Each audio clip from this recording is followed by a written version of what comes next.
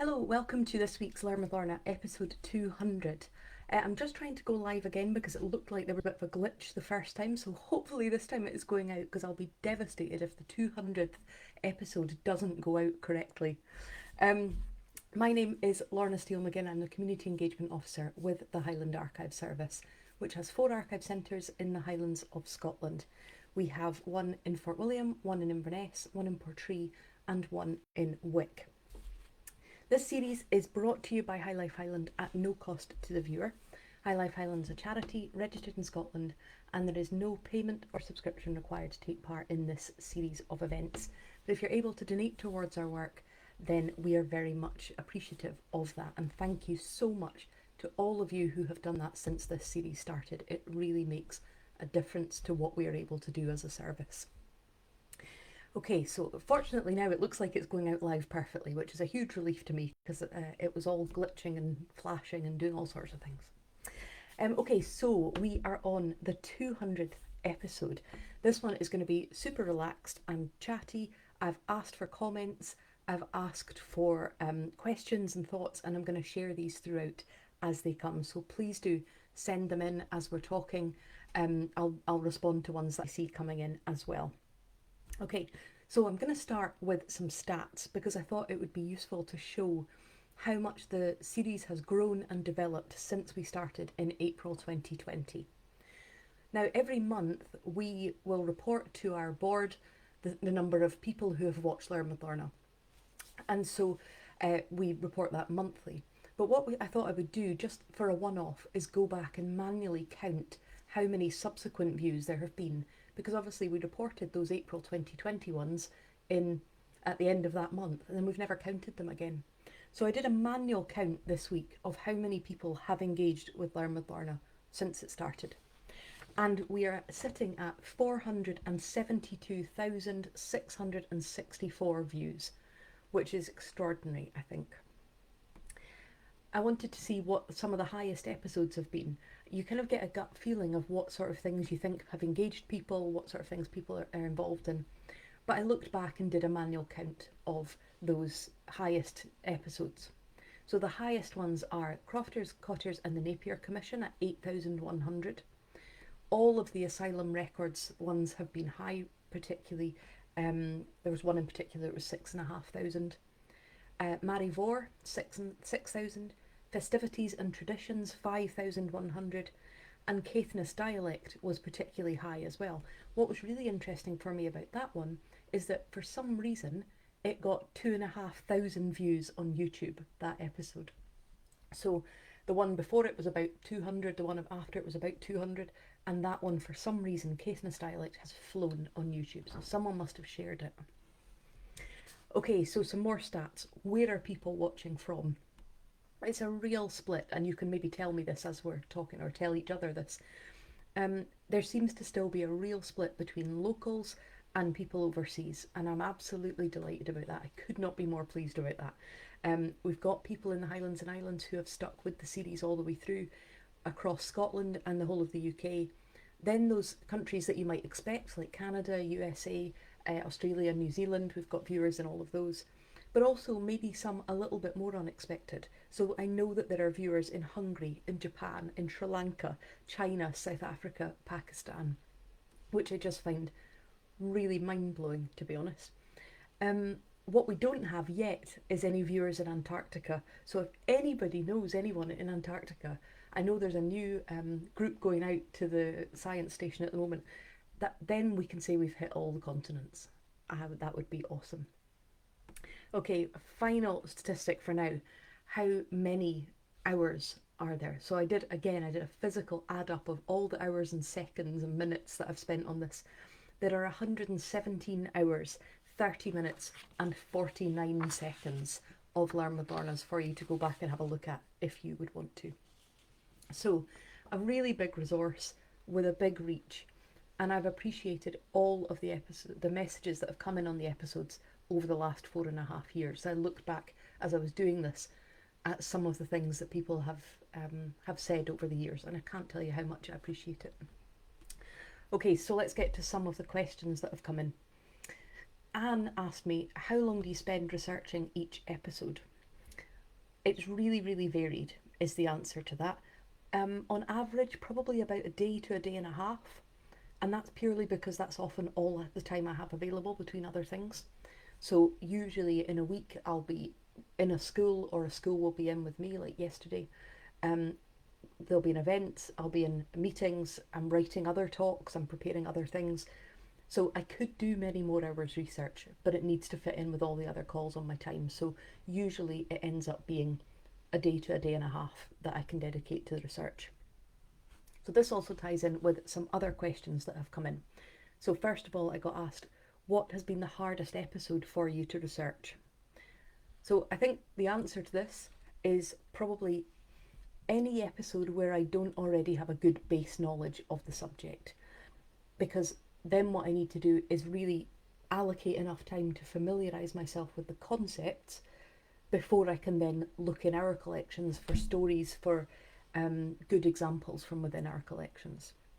So an example of this was diatomite. When I did the diatomite episode, I didn't know what the word diatomite meant. So I had to go and look that up and go, right, I need to understand what this is before I can then understand how it's used, what happens with it, and where we have good examples within our collections. I think aluminium is another one where obviously I'm familiar with the concept of aluminium, but I wanted to really understand the production process and what it was used for, to then be able to understand why the smelters were built where they were and why that became such a big part of the Highland economy. But you're also aware as you're doing that this has been a huge part of people's lives. So some people are hugely familiar with these subjects.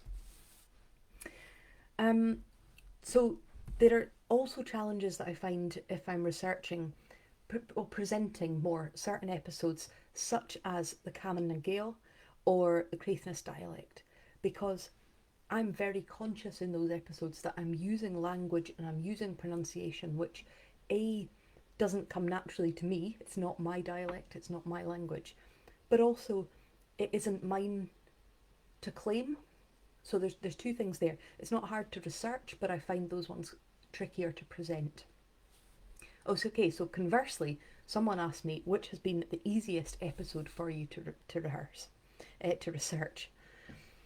And I would say for that one, probably things that I work with all the time. So for instance, school logbooks, police daily occurrence books, things actually that are in confined record series are easy for me to research. When it's a single item episode, so for instance, Anne Fraser's diary, that was an opportunity really to just immerse myself in one document. And that's easy to research because you're not looking across collections, you're looking at one thing in depth. Okay, so from easiest to hardest, I've also been asked, what are some of the challenges and considerations that you have in mind when you're choosing and writing episodes? So, and like I say, do throw more questions in the chat and I'll try and come to them. There are a few things that I'm always thinking about and turning over in my mind when I'm selecting, writing and presenting an episode. So I have quite a long answer to this one, but I'm going to try and break it up into sections. Geographic coverage is one of them. So the Highland Council is nearly, the area that the Highland Council covers is nearly 10,000 square miles. So it's a big geographical area. And I'm trying not to focus just on areas where we have extensive record coverage. So it would be very easy for me to do 200 episodes on Inverness. But what I try and do, for instance, something like the School Files episode, is I'll try and find an example from somewhere that I haven't talked about yet, or somewhere that is not where the bulk of the records come from. So I'm trying to keep that geographical coverage. And that's because that's being true to the collections, because the collections are broad, but also it's because I want people in those places to know that we represent them as well.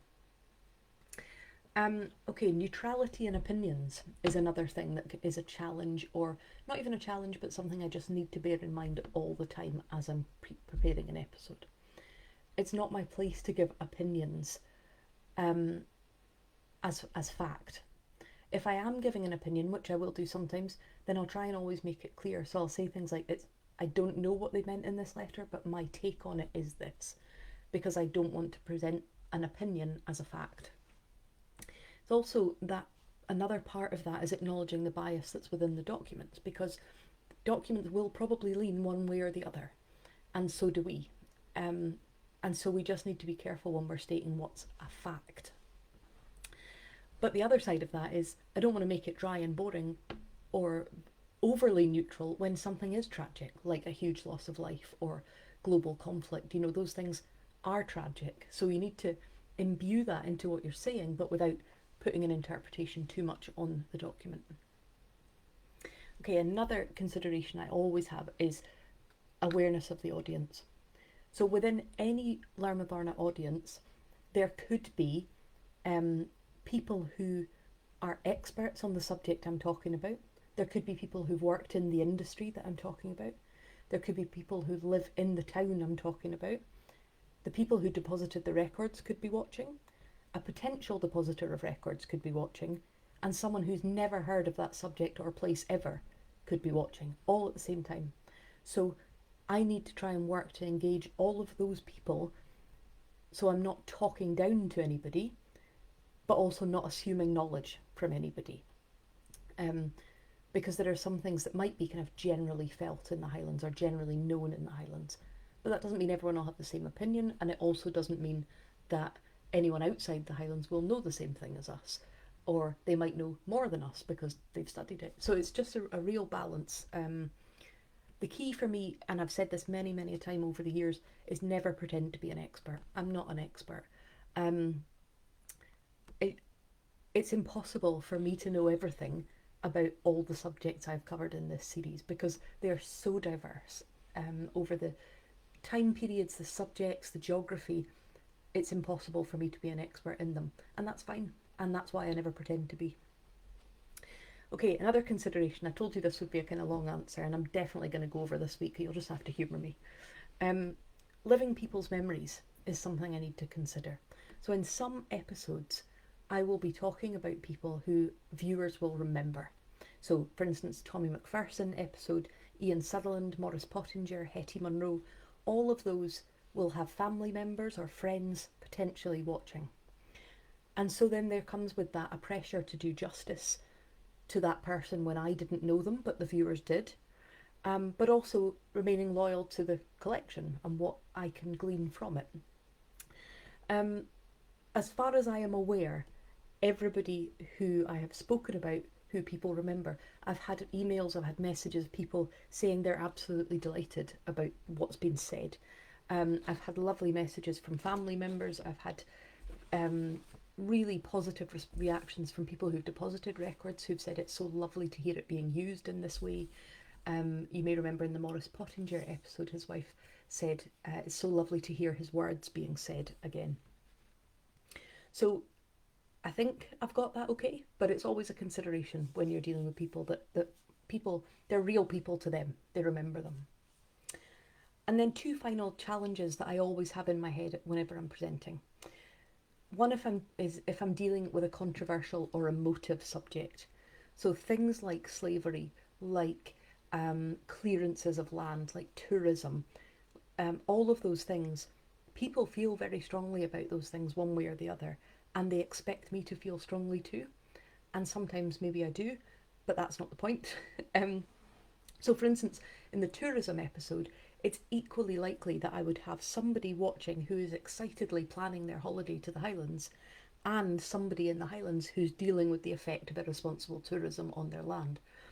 So it's just a balancing act of keeping all those people interested and engaged. And that takes me to my final challenge, which is boring episodes. I'm always really worried when I'm doing an episode that I know doesn't have an exciting title.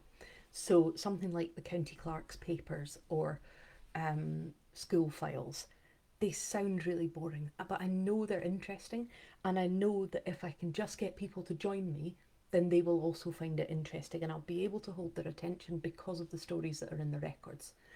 But it's getting to the point that people actually are interested enough to click in the first place. But I think we're past that, because I think people now trust the series and will watch going, well, I've enjoyed others, so she's probably got a reason for picking this. Okay, so this brings me to another question, a question that's been asked by several people, including O'Day and Karen, a different Karen who asked another question. So this is how they have said this. Thank you. Another fascinating talk. Who knew that looking at aluminium would shed so much light on wider social history? This is me going back to boring subjects, sorry. So Karen had said it would sounded like it would be boring, but it wasn't. Someone else saying, I've enjoyed every one, even the ones I didn't think I would be interested in. That was Kay. And Veronica, well, I didn't think I would be interested in football archives, but you made it as interesting as castles and mountains are. Loved those responses. So yes, this takes me on to the question asked by O'Day and Karen, and I'm just going to read out how they sent the question to me. This is a wonderful achievement. Congratulations to all involved. Personally, I would like to hear about the process of creating these episodes. And Karen, I would like to know how Lorna goes about creating an episode, but I just enjoy putting aside quiet time every Thursday to learn something interesting that I wouldn't hear anywhere else. This is my Thursday treat with a cup of tea. Long may it continue. I cannot tell you how many times people have told me that I accompany a cup of tea in their house. It's so lovely. People will always say to me, oh, that's what I do. I go about, 11:15, I go and get my coffee or my tea and a bit of toast or something, and then I sit down and then I have a chat with you. I have a chat with you in my kitchen. It's really lovely to get those messages. So, 2 people asking how I go about creating an episode.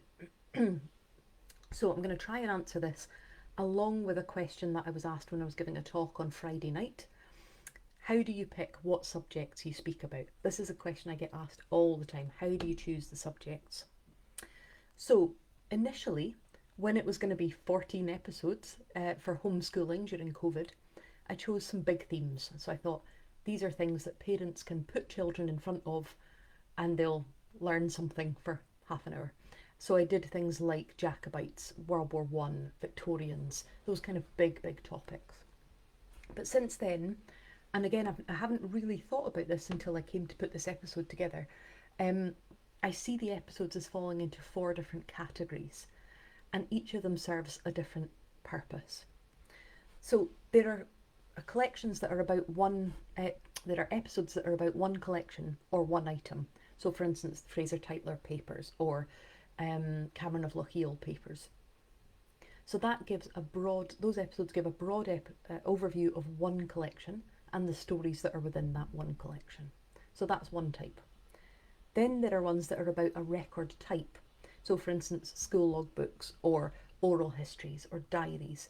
Those are episodes that explain that record type and then share illustrative examples from across all of our centres. Then there are ones that are about a place or about a subject. So for instance, art and artists or shinty in the collections or food, or those subject ones involve researching across numerous collections in multiple offices. And then finally, the ones that are about a place, like Stories of Badenoch or Dounreay and the Atomics, those ones involve researching across different record types, but usually only in one office, because that's the office that holds the records relating to that place. So there are those different types, looking at a collection, a type of record, or a subject or a place. And then what I try and do is stagger those across so that they're not all kind of one after the other. And then also coincide with any anniversaries or events that I know that are happening, if that's appropriate to do so. I usually decide the next run of episodes several months ahead, so my colleagues in the other offices have a bit of time to prepare if they're contributing to them. And this is done by mixing up those episode types and also working out any office that hasn't been represented recently, because I want to make sure that we're representing the whole service. Also then, what happens is the offices will say to me, here's a collection I think we should use. So that's how we got the Davidson papers in from Caithness. This is a collection I think would make a good Learn with Lorna. More often than not, the subjects are chosen by something I have triggered when I've been reading something in the collections. So that's almost always what happens, is I'll come across something and go, that'll be a Learn with Lorna. Some subjects hang over me as a gap that I know I haven't dealt with yet. So for instance, the Inverness Guild and Trades absolutely hung over me for ages. The hydro schemes is another one. But that's usually because I feel like to dedicate I need to dedicate time to it so that I can really get my head around it before I then try and talk about it. So I need to know that I've got a week where I don't have loads of other events on to dedicate to those ones. Then when I advertise them, I usually try and find an interesting cover image and a relatively short title that gives people an indication of the sort of thing that might be in this episode. But as I say, it isn't always easy because something like school files sounds really dull, but really isn't. I advertise them in, oh, you're in luck, Linda, because I'm doing the hydro schemes next week. So you're going to be, oh, Dodie, excellent. Hydro schemes next week. Yes, so they get advertised in about 2-month batches. And I do that just so that people have the chance to go through the next few and see if they're interested. But also I don't want to overload people's timelines. So if I did, 6 months worth, it would be far too much. So once the titles are chosen and I've decided the subjects, how do I go about creating an episode? Now, given that there are those different episode types, there are also some different answers about how I do it. So I told you we're going to be here till like 12:30 or something. Sorry for those of you on the other side of the world. Okay, if an episode is based entirely on collections held at Nucleus, at Lochaber, or at Skye and Lochalsh, then I'm very reliant on my colleagues in those offices who will do the research and who will upload notes into my Learn with Lorna research folders. And that's just because, first of all, obviously I can't get to every office every week to delve into their collections, but also the team who are working with those records day in, day out will know them much better than I do. So I learn from their expertise. It makes no sense for me to try and do it myself when they have the expertise.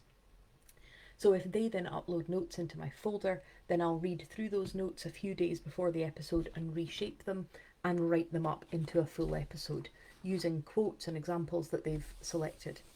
Occasionally I'll go back to my colleagues in those offices and say, can you tell me a little bit more about this?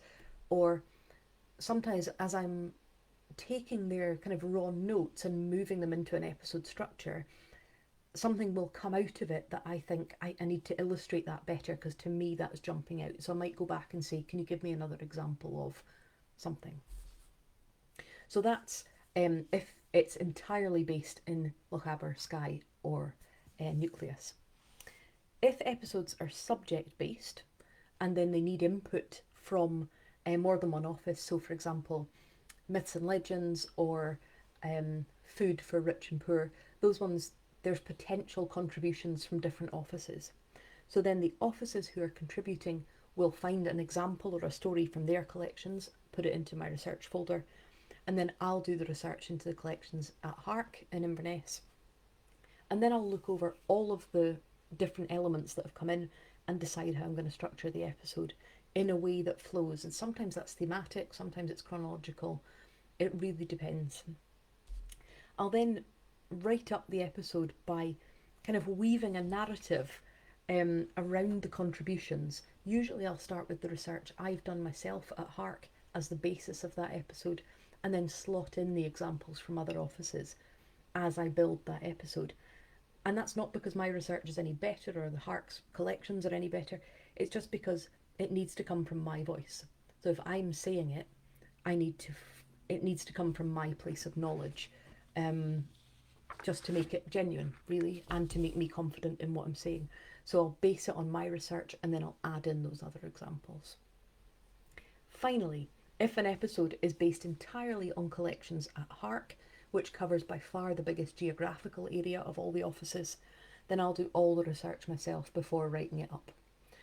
So some quick statistics. There are 10 episodes that have been entirely based on Skye and Lochalsh archives, 11 based entirely in Lochaber archives, 21 based entirely in Nucleus, 64 based entirely at Hark, and the remaining 93 have involved more than one office. So I've done all or some of the research for 157 of these episodes, and then I've written all 200 of them myself as well. So that takes me to another question I get asked all the time. how do you even go about researching? Like, how do you start if you're taking a big topic like, I don't know, poverty or something?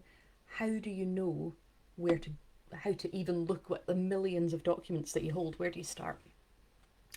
So I'm going to tell you what I do. It might be different from what my colleagues do, and if any of them are watching, which I'm sure they are, then they can chip in. When I'm researching, I'll usually have some ideas of where I'm going to start. And that's just because I've got 10 years of working with the collections. I'm also blessed to have a very good memory, which makes a big difference. So I can remember where I've read a sentence a couple of years ago, which is very, very useful. And also, I control the episodes and I control the subject titles and what I'm doing. So I won't have made an episode if I don't already have something that I know I can speak about. And that's why generally I don't ask for suggestions for records for episodes, and that's because the topics I'm going to cover need to be rooted in our collections. They need to be based on collections that we hold in the service. So I remember saying to somebody right back at the beginning, I don't work for the Highland Tourist Board. I'm not just talking about Highland subjects, I'm talking about the collections we hold. So it needs to tie into that. So that's why I usually don't overtly ask for suggestions. However, when suggestions come in, I'll always look at them to see if there's something that I could do with it. Mike, the suggestion you sent in about M.E.M. Donaldson, Wendy Wood and Margaret Lee sent me away down an absolute rabbit hole of interest, and I may well come back to those 3 characters who all have a connection to the Highlands. But that's another story. Okay, if the episode is going to be based on one particular collection, then the absolute joy of researching that is that I go to that collection's catalogue and I select a mixture of reference numbers for items that I think are going to give a good overview of that collection or will be particularly good stories. If it's subject based, then I'll do keyword searches across all of our collections, but that's really only one tiny aspect of it, and that's usually how people try to engage with the collections, is to keyword search, and it does work. But more importantly, I'll think, so say I want to do an episode on kelp. Who's going to be discussing that? Who's going to be involved in conversations about that? Are the town council discussing it? Are the county council discussing it? Is it something that the church is going to be involved in? Because those kind of things don't show up in a keyword search. For instance, there's Caribbean slavery material within our school records, within our health board records, and that's not going to come up on a keyword search. That involves delving through the records. And so that again just comes back to years of experience of going, I know I've seen that sort of thing there before, so that's worth a look. Once I've decided what I think are going to be the strongest things to look at, then I go into the strong rooms with my phone. So I will then go and spend some time in the strong rooms photographing all of the documents that I've selected that I think are going to contribute to the episode.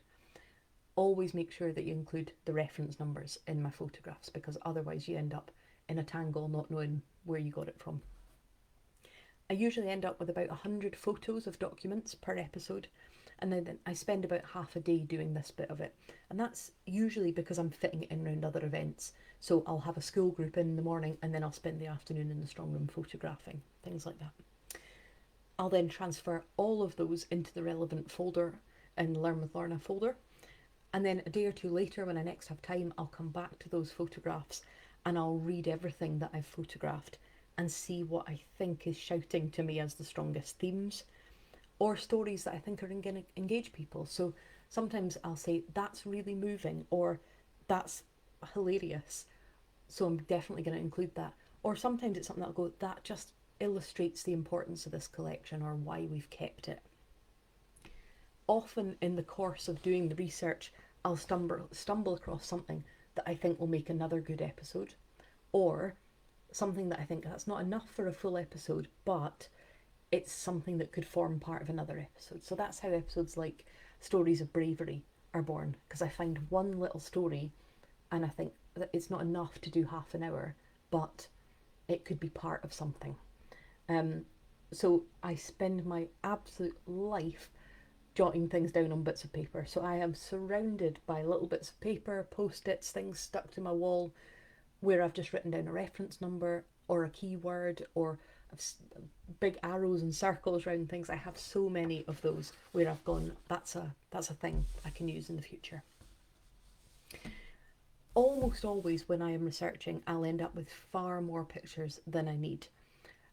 And there's really because I need to learn that much to be able to say that much. So I need to feel totally rooted and grounded in what I'm talking about to then be confident in what I can leave out, if that makes sense. Sometimes when I'm reviewing the photos to write up an episode, I'll say, and you'll have heard me say this a lot recently if you've been watching, I'll go, no, there's enough here for more than one episode. So then I'll choose where to split it and move half into a potential future episode folder and just work with the other half. I currently have 8 potential episode folders sitting, as well as all my bits of paper, and I'll intersperse these with other episodes going forward. And then when I'm writing up an episode, which is usually a day or two before I broadcast it, there's always a moment where everything falls into place, and it's a really tangible, sort of visceral moment where I go, right, that's it. It's all fallen into place. I know how I'm going to structure it. I know what the key themes are. I know the bits where I want people to laugh or I want people to feel emotional.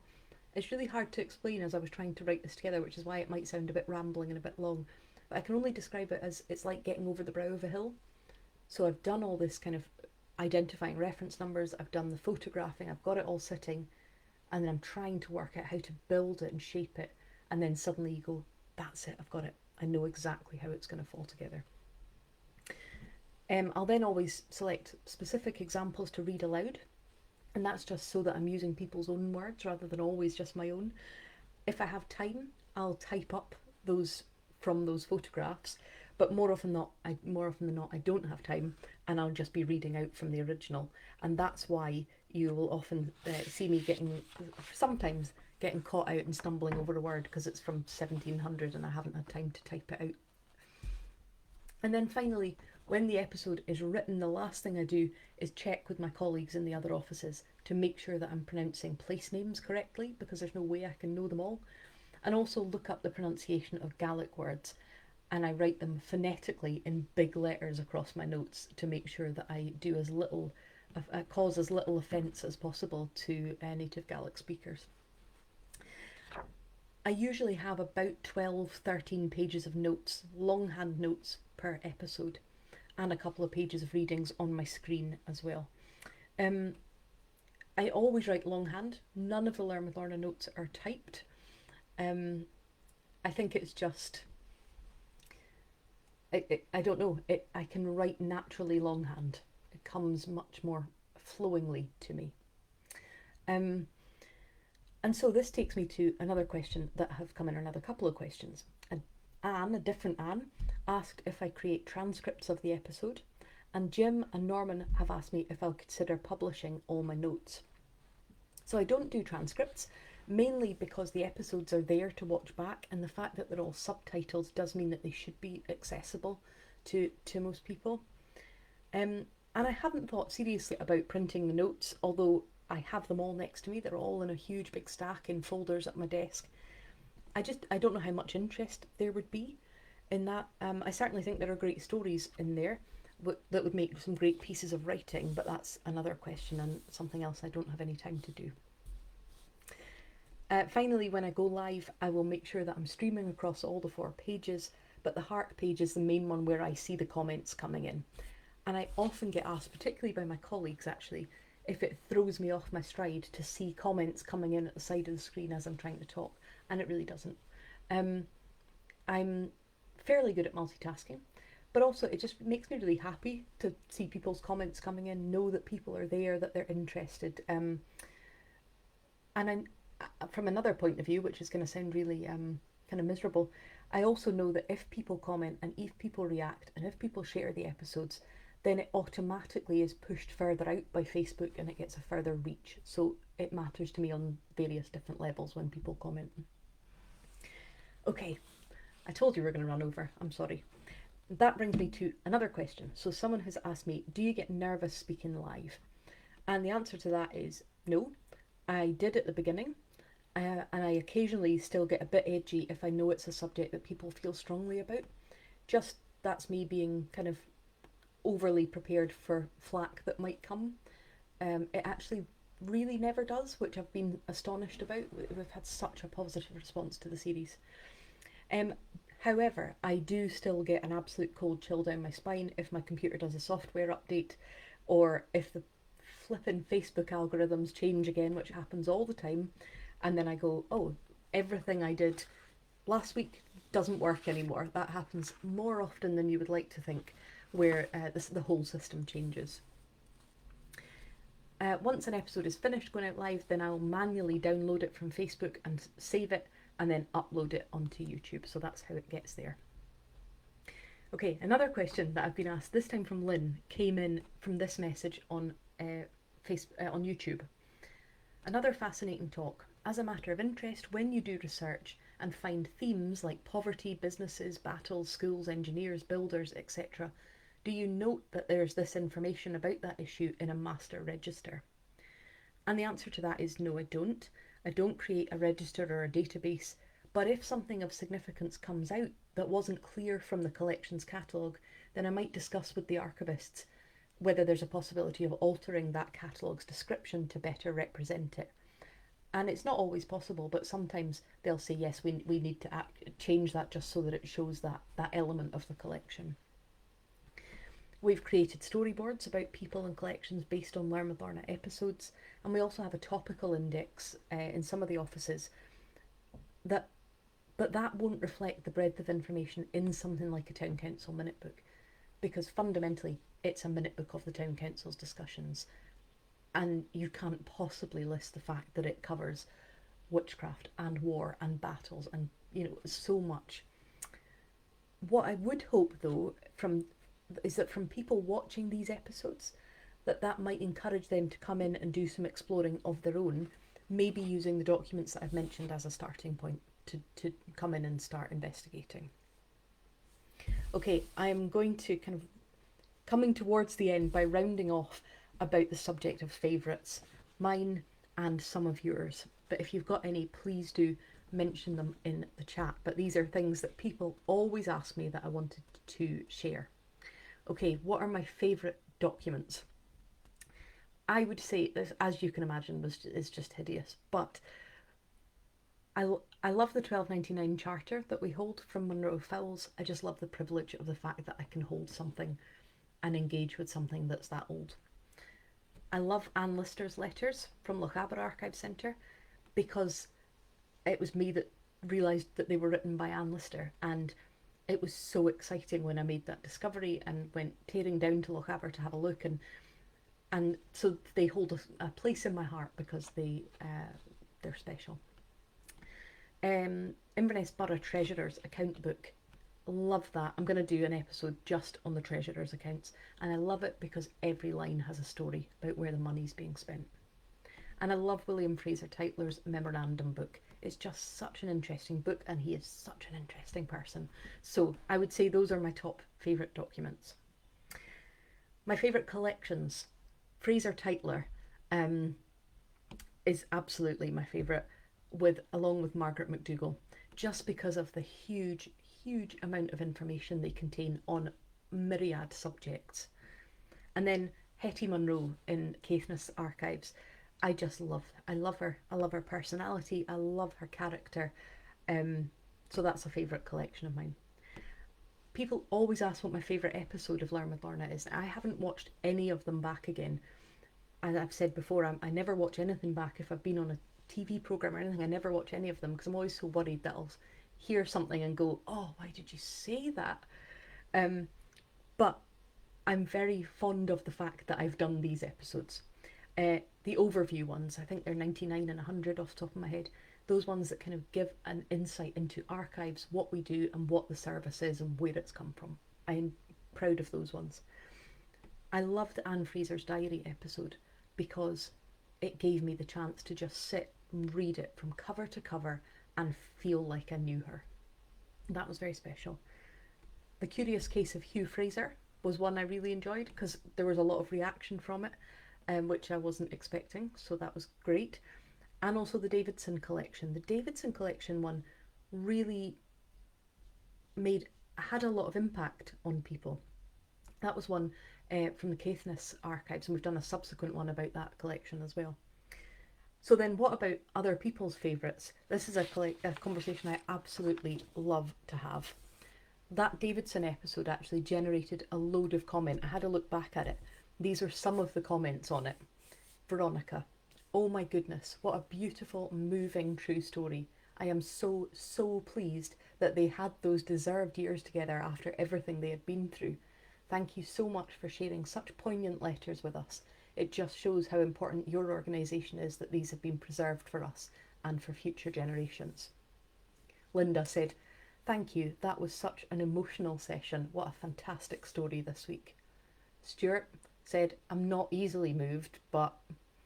Rob said, good Lord, this is heartbreaking. You have made me cry.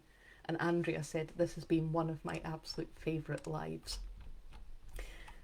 So what about other people's episodes? Well, I know, Jen, that you're particularly fond of Elizabeth McDermott in Jamaica and the Caribbean slave economy, but of course Malcolm Blaine as well. A lady at an event in September said to me that she watches the Tommy McPherson episode regularly, and just last week Anne, who I met when I was giving a talk, told me that she particularly loves the World War II story of James Mowat. So it's just really nice to see the things that touch people and that engage people. And I received this email a few days ago from Rona, and this one really made my day, and it made me quite emotional, to be honest.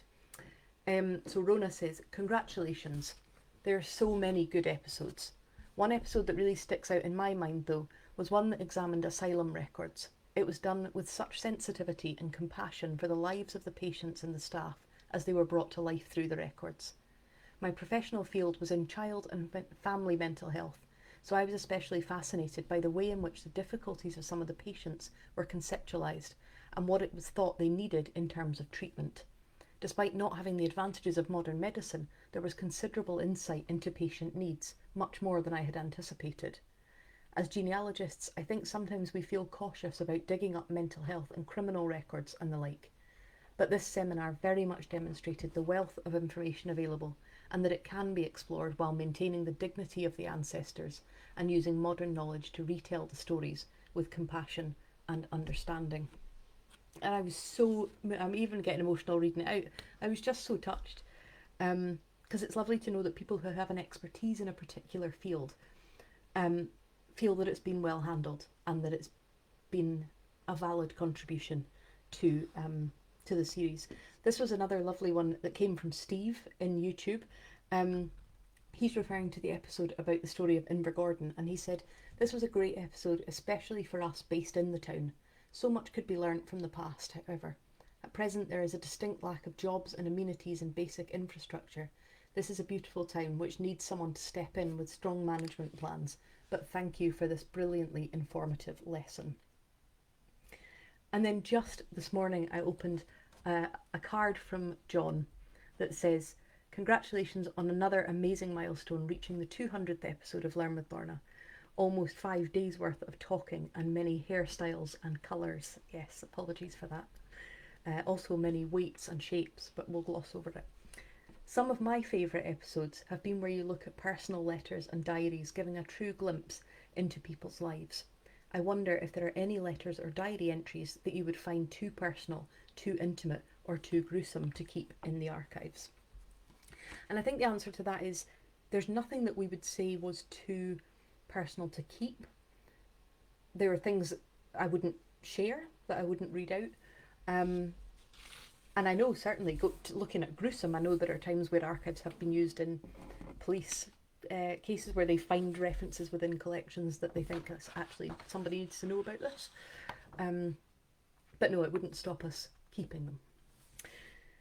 So, of course, it is really appreciated when I hear from people who have watched them. I got some lovely messages like this one from Mike. Cannot believe it's number 200. I have been with you all the way and I'm looking forward to the next ones. And that takes me really towards the end of how long is Learn with Lorna going to run? How long is it sustainable for? That's something I get asked frequently as well. Well, there's certainly plenty of content. I'm never going to run out of content. It is a pressure with all the other things that I do, because as you'll see from Facebook and newsletters and things, I'm in and out of schools and the prison and giving talks and all sorts of other things. So it is a pressure, but I do love it. Um, a lot, to be honest, really depends on Facebook and the algorithms, because there's such a it's such a hit and miss thing, the way Facebook changes how it reaches. So sometimes you can see a huge change where you go, all right, it's hardly reached anybody, and that's because the system's changed again. Facebook's not pushing it out. So I think that will play a part in how long the series continues as well. It can't go on forever. I do know that. Okay, and that leads me to what is my final thing about Learn with Lorna. My favourite thing. People ask, what's your favourite thing about doing it? I think the main thing is doing the research. I love finding connections. I love telling stories. I love the chance to really delve into the records. I really appreciate having complete control over the series. That makes it very much easier for me. I control the titles, the content, the order, everything, and that makes it easy for me to manage. I absolutely love the process of immersing myself in the collections and adding to my knowledge of them and drawing out stories. I love seeing people's reactions to the stories and knowing that they are also engaging with something that maybe they might not otherwise have known about or had the chance to look at. I asked my colleagues in the other offices about this as well, and I was so delighted, although not surprised, to hear that this was echoed by them, that despite all their workloads and all the other pressures and things that they do in running the offices, that research for Learn with Lorna is something they look forward to. So here are some of their comments.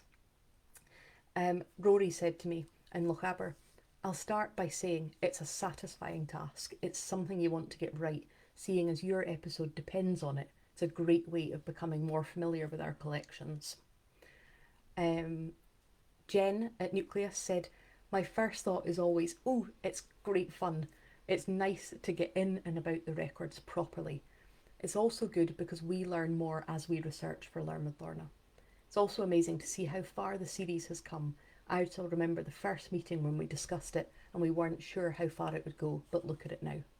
And Val said in Nucleus, I agree, I love researching for these and I've learned so much. And it's also great to know that the offices, most of the offices anyway, have benefited from people going in to look at collections directly because of something they've seen in Learn with Lorna.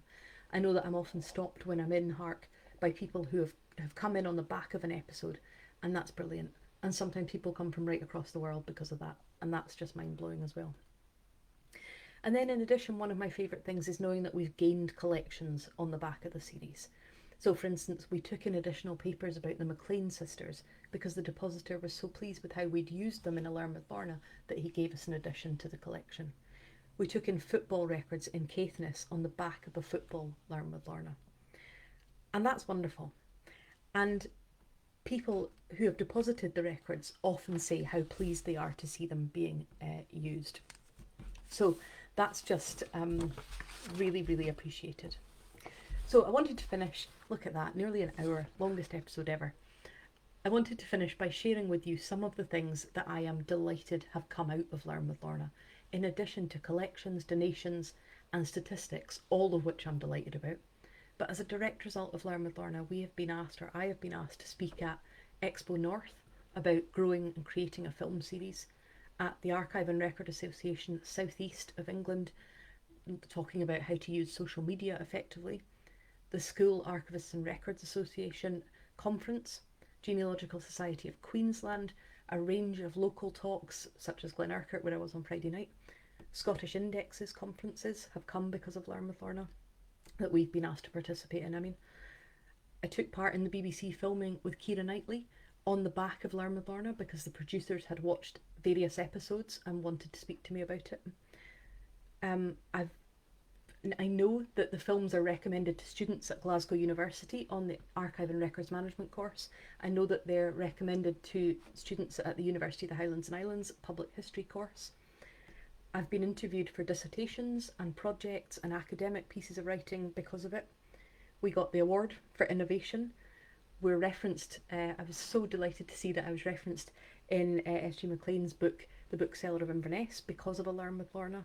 And so the profile of the service is raised because of the series, and I'm so delighted about that. And so finally, to answer the question I was asked on Friday night, did I ever envisage that Learn with Lorna would take off in the way that it has? I absolutely did not imagine that, but I'm absolutely delighted that it has. I'm proud of the series, I'm proud of what my colleagues and I have made it into, but really I'm just proud of the collections we hold, because if I didn't have access to those stories, none of this would exist. So I'm glad that we hold them, and I'm glad that they have touched you as well. So thank you for watching, whether you have watched 1 or 20 or all 200. It is so much appreciated, I can't tell you. So thank you for joining me. Thank you for tolerating this running on for an hour, which even I didn't envisage. And I will see you next week for an episode about the hydro systems in the Highlands. Thank you for all your lovely messages. Jen, that's such a lovely comment. Listening each week has enriched my life. Thank you. That's a really lovely sentence. I'll see you all next week. Thank you.